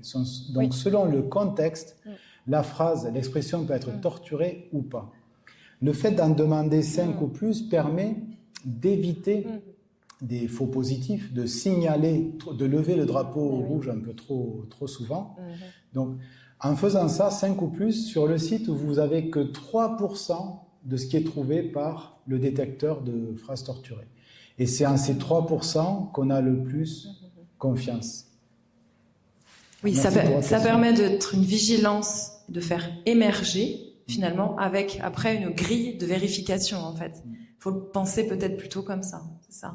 Tout à fait. Chaque fois qu'on signale des articles sur PubPeer, on vérifie, c'est-à-dire que je demande aux utilisateurs de faire une copie écran avec des coups de stabilo, et on voit dans le paragraphe qu'on a trouvé peut-être 5 expressions torturées, mais il y a tellement d'autres choses qui ne vont pas là-dedans, qu'avec effet boule de neige, c'est ainsi qu'on collecte davantage d'expressions torturées. Actuellement, on en a 8000. De proche en proche, en lisant, quand je vous disais que ce n'est pas de l'IA, c'est de l'expertise humaine, puisque c'est les experts qui signalent les différents problèmes. Et sur le cas de Bigotry, qui est très intéressant, Bigotry, c'est OK, on peut l'utiliser, mais Glucose Bigotry, c'est non, parce que Glucose Intolerance, c'est un concept en science. Dans tous les manuels du monde, il y a écrit Glucose Intolerance. Dans tous les articles qui sont cités, il y aura écrit Glucose Intolerance, jamais Glucose Bigotry. Et ça me permet de repousser l'explication de « je ne suis pas anglophone natif, je n'ai pas utilisé le bon mot ». Quand on est scientifique, sur les concepts scientifiques tels que rapport signal sur bruit, ça n'a jamais été rapport signal sur clameur. Donc ça, c'est mon premier contre-argument. Le deuxième, c'est qu'on a été capable de faire de la rétro-ingénierie. Le texte généré qui contient les expressions torturées, lorsqu'on le prend, on élimine les expressions torturées, on le met dans Google, on va trouver des textes qui ressemblent. Et quand on les met côte à côte, on se dit « Ah ben ils ont pompé ici ». Puis, on prend le texte original et on va sur spinbot.com, on le colle, on appuie sur Go, et ce système-là va changer les mots par des synonymes et on obtient exactement celui qu'on est en train d'enquêter. Donc on prouve ainsi, par rétro-ingénierie, quelle a été la source, quel a été le moyen, et on montre qu'il y a eu intention. Bon, à un moment donné, il y aura de la copie, et il peut y avoir... Ça peut se diluer aussi et complexifier les étapes pour faire de la rétro-ingénierie, on suppose. Il y a une dernière question, voilà. Il y a eu un élan, j'allais clôturer, mais madame s'est jetée des 2 bras en l'air, donc je vous donne la parole. Je me pose la question, je dis, il n'y a pas beaucoup de fraudes qui ne soient pas censées être sanctionnées, et je me dis là, de telles fraudes, c'est sanctionné juste par des rétractations, La question de la législation... Tout d'un coup, ça m'interroge, quoi. Pas pris, non. Si je suis pris, juste on rétracte mon truc. Bon, si je suis trop pris, si j'ai un peu trop exagéré, je vais quand même être un peu monté du doigt. Mais enfin, si j'ai 70 ans, c'est plus très grave. Finalement, je me dis... Parce qu'il y a toujours existé un peu de fraude. Moi, je me souviens d'un bouquin, La souris truquée, qui est apparu quand même dans les années... ça fait un petit paquet d'années. Il y a toujours eu un petit peu de fraude. Sur les souris, comment sur les souris qui avaient été peintes. Ouais, des choses comme ça. Ou Castaneda dans Sciences Humaines, pour ceux qui connaissent. Oui, mais je n'irai pas jusque-là. C'est pas... Bon, je n'irai pas jusque-là. Sur Carlos Castaneda. Bah bon. Mais je te dis, voilà, je trouve que il n'y a pas vraiment de sanctions conséquentes, finalement, quand la preuve est faite. Ça dépend des collectifs sociaux, en fait. Si les gens acceptent que des fraudeurs conservent leur statut de chercheur et d'auteur. C'est ce qui se passe, les gens continuent. En se décalant un peu de la science, j'ai le souvenir qu'à France Culture, une personne s'exprime très très souvent alors que cette personne a plagié encore, et c'est signalé quasiment toutes les semaines. Et cette personne a toujours le micro. Un plagiaire. Quelqu'un qui est recruté, mettons, par CNRS, par le CNRS, etc. Dans le serment, vous parlez de Merton qui avait parlé du serment du chercheur. Pourrait faire effectivement déjà mettre à jour le serment, rajouter des choses, et ensuite dire que bon, bah voilà, s'il y a fraude, vous avez été recruté et on la fonction publique, c'est pas évident. Quand même, c'est de la faute grave. Mais il y a des instructions. Il y a des instructions, il y a une mission à l'intégrité scientifique au CNRS. Dans chaque établissement de recherche, il y a des référents à intégrité scientifique qui sont saisis, qui diligentent des enquêtes, qui rédigent des rapports. Il y a parfois des conséquences pour les personnes qui sont reconnues coupables. Le fait d'être mis à pied pendant 6 mois, par exemple. Je parle du cas français uniquement. Après, il y a sûrement les droits voisins et droits d'auteur qui viennent se mettre dessus. Enfin, il y a déjà une législation qui encadre la notion de plagiat, la notion de copie. Donc, si on peut remonter, donc détecter la fraude, c'est une première étape, mais arriver jusqu'à la conclusion d'un plagiat, là, il y a un cadre législatif avec les droits voisins sur la plagiat. Il y a une propriété intellectuelle de l'écriture, elle s'applique aussi en sciences. Donc, à creuser, je sais pas, là, on sort je réfléchis avec vous, mais on sort un peu de votre travaux directs, mais la question de la législation, je pense qu'il y a le cadre du plagiat déjà. Si on veut provoquer un peu, on peut dire que le plagiat n'est pas grave pour la connaissance. En fait, c'est une copie exacte de quelque chose qui avait été réputé fiable. Bon. À la limite que M. X prétende avoir trouvé Z alors que c'est M. Y, peu importe, pour le savoir. Oui. Ce qui n'est pas bon, c'est que glucose bigotry rentre dans le corpus des connaissances et que des lecteurs trouvent ces expressions et pensent que ce sont des concepts scientifiques qu'on peut utiliser et le propagent. C'est là-dessus, moi, que je me bats. Sur le fait de dénaturer la langue scientifique et d'introduire ces chimères qui n'ont pas de sens et qui ne servent qu'à une chose, passer sous les radars des détecteurs de plagiat, qui n'ont pas d'utilité. Cancer du sein, c'est pas péril de la poitrine. Il n'y a pas besoin d'être créatif sur cet aspect-là.